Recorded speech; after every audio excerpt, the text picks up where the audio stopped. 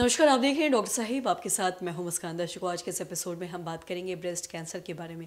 हम ये जानेंगे कि कैसे ब्रेस्ट कैंसर को हम सेल्फ एग्जामिन कर सकते हैं, किन लक्षणों से हम समझ सकते हैं कि कहीं ना कहीं हम ब्रेस्ट कैंसर से ग्रसित हो चुके हैं, और साथ ही इसके इलाज और उपाय के बारे में भी जानेंगे। और इसी पे तमाम जानकारी लेने के लिए आज हमारे साथ मौजूद है डॉक्टर संगीता नारायण। आपको बता दें कि बिहार की जानी मानी गायनिकोलॉजिक ऑन्कोलॉजिस्ट है और साथ ही साथ ये PMCH से रिटायर्ड है। मैम नमस्कार, बहुत बहुत स्वागत है आपका। मैम आपसे जानना चाहेंगे, जब भी बात ब्रेस्ट कैंसर की करते हैं तो कई बार ऐसा देखा जाता है कि लोग को जो शुरुआती सिम्टम्स होते हैं उसको समझ नहीं पाते हैं और वो कहीं ना कहीं जाके आगे लास्ट स्टेज तक पहुंच जाता है वो कैंसर या बीमारी। मैं आपसे जानना चाहूँगी, सबसे पहले तो कैसे सेल्फ एग्जामिन कर सकते हैं ब्रेस्ट कैंसर को?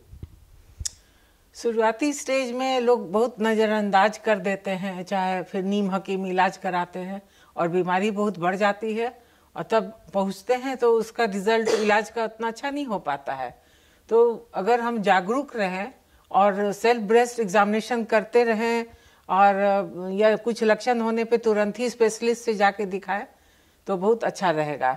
सेल्फ ब्रेस्ट एग्जामिनेशन में महिला को हर मेंसेस के बाद, जिस समय ब्रेस्ट सॉफ्ट हो जाता है, एक मिरर आईना के सामने खड़े हो जाना है कपड़ा खोल के, और पहले सिर्फ इंस्पेक्शन करना, मतलब आंखों से देखना है कि कुछ बदलाव तो नहीं आया है, निपुल के बनावट में वो अंदर तो नहीं चली गई है, कोई डिस्चार्ज तो नहीं आ रहा है, चमड़े में कोई लालीपन तो नहीं है, कुछ उभार तो नहीं है। फिर पैल्पेशन करते हैं जिसमें ये 3 फिंगर से बाएं तरफ बाएं स्तन का जांच दाहिने हाथ से करते हैं, दाहिने का बायां हाथ से। तो हाथ से सब उसको 4 क्वाड्रेंट में ऊपर नीचे बाएं दाएं ब्रेस्ट को प्रेस करके देखते हैं कि कोई गिल्टी तो नहीं है। कांख भी जो आर्मपिट होता है उसमें भी देखते हैं, गले के ऊपर भी देखते हैं, और अगर कहीं भी कुछ शक हुआ तो आप तुरंत डॉक्टर से सलाह लें। फिर डॉक्टर उसमें अल्ट्रासाउंड मैमोग्राफी कराएंगे और लगेगा गिल्टी है तो उसमें ट्रू कट बायोप्सी चाहे FNAC करके पता चलेगा और तब शीघ्र ही इलाज शुरू होगा। शल्यक्रिया, chemotherapy, radiotherapy, according to stage, किस स्टेज का है तो उससे नियंत्रण पाया जाता है।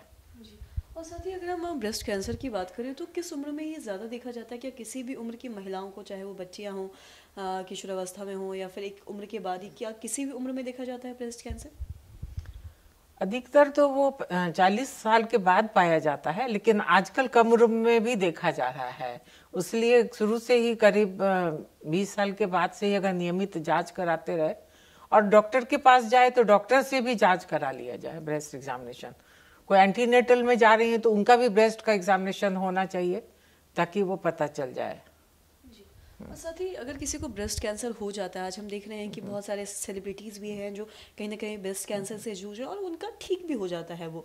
तो मैं आपसे जानना चाहूँगी, क्या अगर इसका सही इलाज किया जाए, अगर ये बहुत, जैसे कि एक बहुत फेमस कोई सेलिब्रिटी भी है, उनको भी अभी ब्रेस्ट कैंसर हो गया है, तो उनका अगर इलाज हो रहा है 3rd स्टेज में या 4th, तो ये क्या इलाज इसका संभव है या ठीक हो सकता है, ये पहले की तरह लोग हो सकते हैं?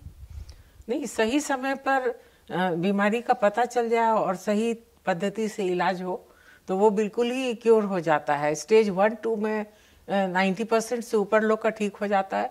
3rd स्टेज में भी अच्छे से इलाज होने से 60% लोग ठीक हो जाते हैं। 4th स्टेज में कुछ कम है, लेकिन वो बिल्कुल समय नहीं बर्बाद करना है, जल्द से जल्द डिटेक्ट करना है। प्लस अदर लोग को तो जागरूकता है कि अपने जीवन शैली अच्छा रखें, वजन पर नियंत्रण रखें, हार्मोन्स की सेवन नहीं करें, ये पौष्टिक भोजन फल सब्जी का सेवन करें, सिगरेट शराब से दूर रहें, तो उससे भी काफ़ी हद तक बचा जा सकता है।